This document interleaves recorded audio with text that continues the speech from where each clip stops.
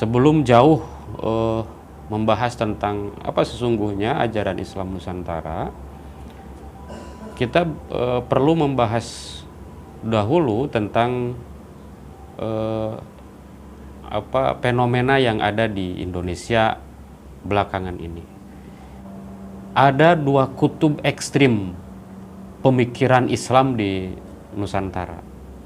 Yang pertama, di samping kiri ada liberalisme atau Islam liberal, di kanan ada Islam radikal, di mana kedua kutub ini,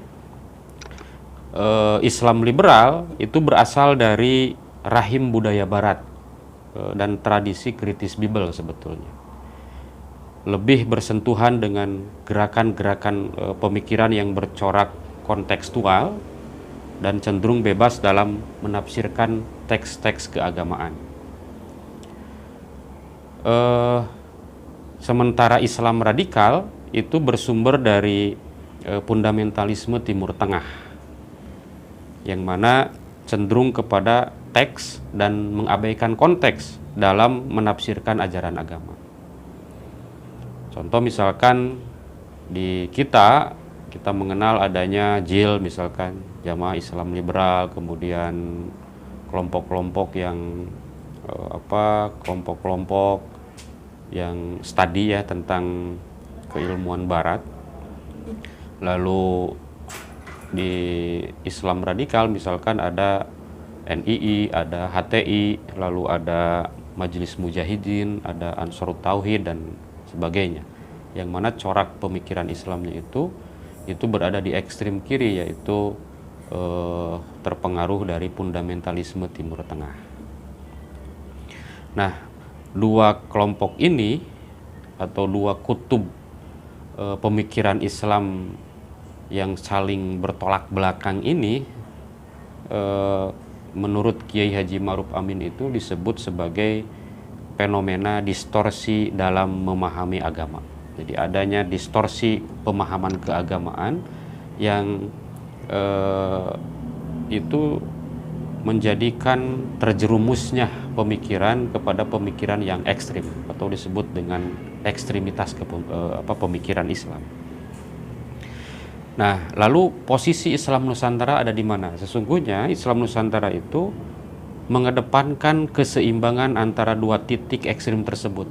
Jadi respon atas adanya fenomena Islam liberal dan fenomena Islam radikal ini, maka lahirlah Islam Nusantara, yang sesungguhnya Islam Nusantara ini bukan paham baru, bukan pemikiran baru, atau bukan ajaran baru begitu sesungguhnya, tetapi Islam Nusantara adalah kemasan dari Islam ahli sunnah wal jamaah yang kita tahu bersama selama ini. Banyak kelompok-kelompok yang mengklaim tentang ahli sunnah wal jamaah ini. Hizbut Tahrir, NII, Ansarut Tauhid, FPI misalkan, itu sama mengaku diri mereka itu adalah sebagai ahli sunnah wal jamaah. Nah, NU, Nahdlatul Ulama, sebagai organisasi yang berdiri jauh sebelum Indonesia ini merdeka, sebagai tempat berkumpulnya ulama-ulama ahli sunnah wal jamaah yang orisinil begitu, perlu membedakan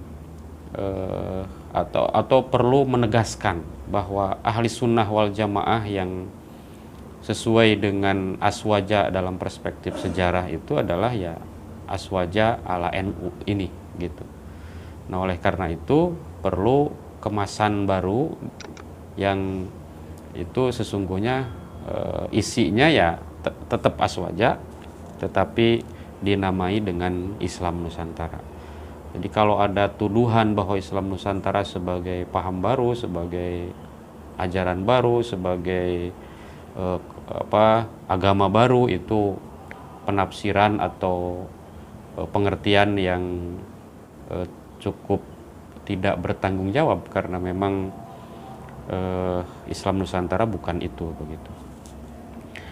Nah, Islam Nusantara tadi sudah saya katakan bahwa mengedepankan keseimbangan antara dua titik ekstrim, ekstrim kiri dan ekstrim kanan tadi dalam pemikiran, di antara paham liberal, Islam liberal, dan Islam fundamental. Nah, di tengah tarik-menarik dua kutub pemikiran Islam tersebut, umat Islam Nusantara harus dapat merespon secara cerdas dan bijak.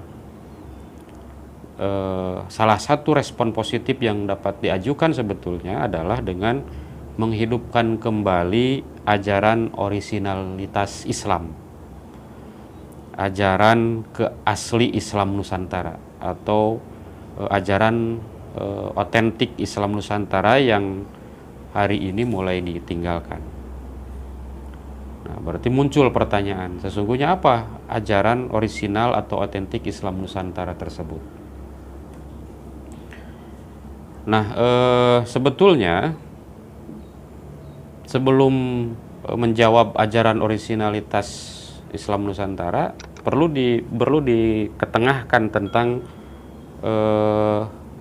apa Islam datang ke Nusantara ini sebetulnya itu dilakukan secara damai oleh para juru dakwah, oleh para ulama, oleh para wali, begitu, dengan metode yang jitu dan arif. Nah, metode dakwah yang persuasif, bukan yang sifatnya konfrontatif. Apalagi misalkan dengan kekerasan, dengan pemaksaan dan sebagainya. Tapi justru Islam datang ke Nusantara itu dilakukan dengan relatif tanpa perlawanan dari masyarakat Nusantara, tetapi justru diterima dengan sepenuh hati oleh masyarakat Nusantara, karena memang dari sisi metode penyampaiannya itu adalah memakai metode yang persuasif, yang tidak mengenal kekerasan dan tidak mengenal ekstremisme kiri atau kanan tadi, begitu. Kemudian tidak condong kepada gerakan Islam radikal, juga tidak permisif kepada Islam liberal. Nah, metode di atas dirumuskan oleh para pendakwah, utamanya para wali songo, begitu, dari ayat Al-Quran dan hadis tentu saja, begitu ya. Kemudian diformulasikan menjadi sebuah ajaran Islam Nusantara yang khas dan membumi, yang dikenal dalam ajaran tepok seliro. Nah, jadi tepok seliro inilah yang ingin saya katakan sebagai ajaran orisinil Islam Nusantara.